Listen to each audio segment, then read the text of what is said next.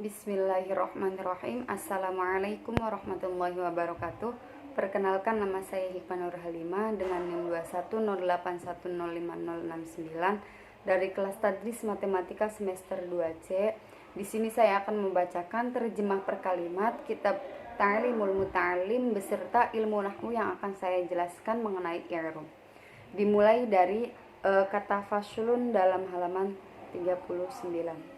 Bismillahirrahmanirrahim. Faslun fi bidayati sabqi wa qadrihi wa tartibihi. Fasal ini menjelaskan tentang memulai belajar, ukuran belajar, dan tata tertibnya belajar. Atau urutannya ya, urutan belajar. Kana ustaduna Syekhul Islam Burhanuddin rahimahullahu ta'ala yuqifu fi bidayati sabqi ala yaumil arbi'ai. Guru kami, guru kita semua yaitu Syekh Al-Imam Burhanuddin, semoga Allah Ta'ala merahmati kepadanya, beliau memilih memulai belajar pada hari Rabu. Wa kana yarwi fi dzalika haditsan fayastadillu bihi.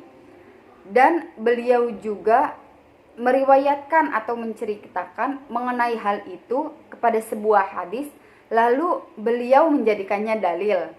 Wa yaqulu qala Rasulullah sallallahu alaihi wasallam ma min syai'in budi'a fi yaumil arbi'i illa wa qad tamma. Dan beliau berkata bahwasanya Rasulullah sallallahu alaihi wasallam itu bersabda, tidak ada sesuatu pun yang dimulai pada hari Rabu kecuali itu akan menjadi sempurna. Pada pasal ini akan menjelaskan tentang memulai belajar, ukuran belajar, dan urutannya, urutan belajar. Kita akan menjelaskan atau memaparkan tentang cara-cara bagaimana kita memulai belajar, ukuran-ukuran belajar, dan urutan-urutan belajar yang baik dan benar. Guru kami yaitu Syekh Islam Burhanuddin itu beliau memilih memulai belajar pada hari Rabu. Beliau ketika ingin belajar, memulai belajar ataupun ingin mencari ilmu itu adanya di hari Rabu. Beliau mengutamakan di hari Rabu. Dan beliau juga pernah meriwayatkan atau menceritakan tentang hal itu, tentang halnya belajar, memulai belajar itu bagusnya kapan atau bagaimana selanjutnya. Bahwa beliau itu meriwayatkan pada suatu hadis, sebuah hadis, dan beliau juga menjadikannya dalil. Dan beliau berkata bahwasanya Rasulullah Shallallahu Alaihi Wasallam itu bersabda, tidak ada sesuatu pun yang dimulai di hari Rabu kecuali akan menjadi sempurna. Maksudnya apa? Maksudnya gini, beliau itu berkata bahwasanya Rasulullah Shallallahu Alaihi Wasallam itu bersabda, Rasul itu mengatakan tidak ada sesuatu pun yang dimulai pada hari Rabu kecuali akan sempurna. Berarti ketika kita memulai belajar, pembelajaran, tugas belajar atau mencari ilmu di hari Rabu, itu pasti akan menghasilkan sesuatu yang sempurna. Tidak ada kecuali sempurna di hari Rabu. Jadi kalau kita memulai belajar pada hari Rabu itu pasti akan menghasilkan sesuatu yang sempurna. Wa hakadha kana yaf'alu Abu Hanifah rahimahullahu ta'ala. Dan demikianlah beliau juga melakukan, yaitu Abu Hanifah rahimahullahu ta'ala, semoga Allah ta'ala merahmatinya. Wa kana yarwi hadzal haditsa an ustadihi Syekh Al-Imam Al-Ajalli Qiwamuddin Ahmad bin Abdir Rasyid rahimahullahu ta'ala wa sami'tu.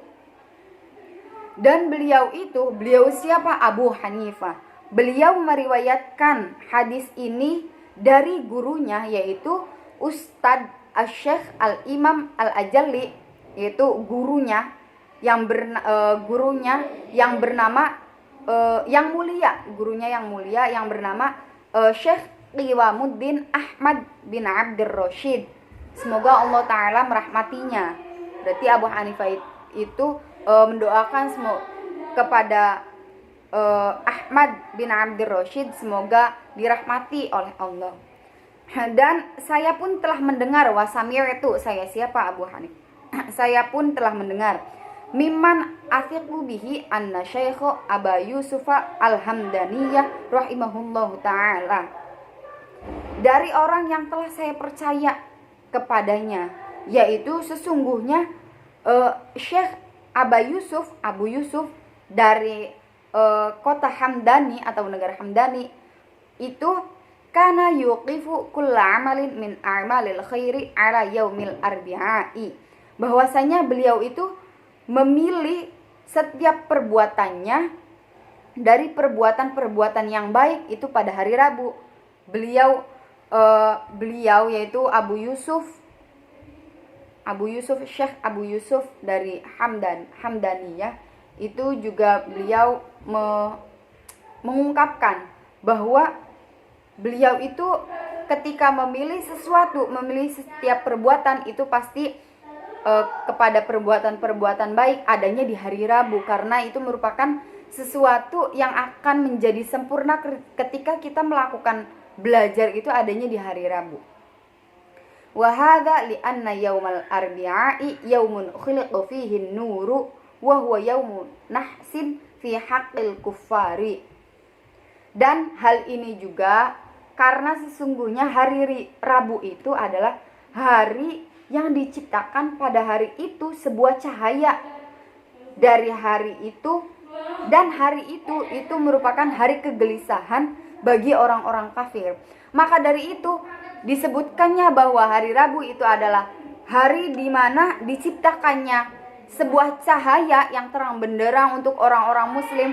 Di hari Rabu juga merupakan hari kegelisahan bagi orang-orang kafir. Makanya syekh-syekh pada zaman dahulu, guru-guru pada zaman dahulu itu memilih hari Rabu untuk memulai suatu pembelajaran karena merupakan salah satu hari yang diciptakannya sebuah cahaya, yang dimaksudkan semoga kita belajar di hari Rabu akan mendapatkan keterangan ilmu, digampangkan proses memahami ilmunya, belajarnya, dan dilancarkan segala hal mengenai belajar ketika kita memulainya di hari Rabu. Fayakunu mubarakan lil mu'minin. Maka jadilah hari Rabu itu yang diberkahi bagi orang-orang mukmin. Dan hari Rabu juga merupakan hari yang paling diberkahi untuk orang-orang mukmin. Makanya kita itu sebaiknya, karena di sini sudah ada dalilnya, Rasulullah itu bersabda bahwasanya tidak ada sesuatu pun yang dimulai di hari Rabu kecuali akan menjadi sempurna. Maka dari itu kita harus mengambil suatu hal baik dari dalil tersebut, dari sabda Rasulullah tersebut, bahwasanya kita kalau memilih untuk memulai belajar itu bagusnya di hari Rabu karena kita mengikuti sunnah Rasulullah. Sekarang saya akan menjelaskan tentang ilmu nahwu, ilmu nahwunya, dan akan mengkaitkan tentang contoh ilmu nahwu pada materi yang sudah saya bacakan. Yang pertama yang akan saya jelaskan yaitu i'rab. I'rab adalah perubahan akhir kata atau akhir kalimat karena perbedaan amil yang masuk. I'rab itu perubahan yang ada di akhir kata.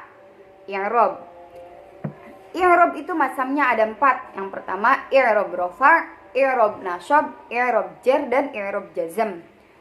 I'rab juga memiliki tanda-tandanya masing-masing. Yang pertama, i'rab rafa'. I'rab rafa' itu tandanya dhammah. Contoh yang ada di materi yang sudah saya bacakan yaitu kata faslun. Pada lafaz faslun itu merupakan i'rabnya i'rab rafa' karena tandanya itu memiliki dhammah di akhir. Faslun dhammah pen. Itu merupakan tanda dari i'rab rafa'. Yang kedua yaitu tanda dari i'rab nasab. I'rab nasab itu tandanya fathah. Contohnya pada kata faslun lagi. Kalau misalkan yang masuk pada i'rab rafa' itu kata faslun, ketika diubah menjadi i'rab nasab itu menjadi kata faslan. Faslun dan faslan itu tergantung i'rab yang masuk. Jadi makanya kenapa i'rab itu dikatakan perubahan di akhir kalimat, karena sudah jelas i'rab itu merupakan perubahan yang ada di akhir kalimat. Yang tadinya faslun i'rabnya rafa' menjadi faslan i'rabnya nasab, yaitu fathah tandanya. Yang ketiga yaitu i'rab jar. Tanda i'rab jar yaitu kasroh. Fashlun, fashlan, fashlin. Itu bisa diubah. Fashlin merupakan tandanya itu, tanda pada akhir kalimatnya itu tanda i'rab nasab atau kasroh. Yang terakhir yaitu i'rab jazam. I'rab jazam yaitu tandanya sukun. Sukun pada akhir kalimat. Contoh yang akan saya berikan yaitu contoh yang sudah saya pelajari tapi tidak ada di materi, yaitu lam yaf'al. Pada lafaz yang lam yaf'al itu merupakan tanda akhirnya, itu tanda akhir kalimatnya merupakan tanda i'rab jazam karena merupakan tanda sukun. Mungkin kurangnya mohon maaf dari materi yang sudah saya bacakan. Wassalamualaikum warahmatullahi wabarakatuh.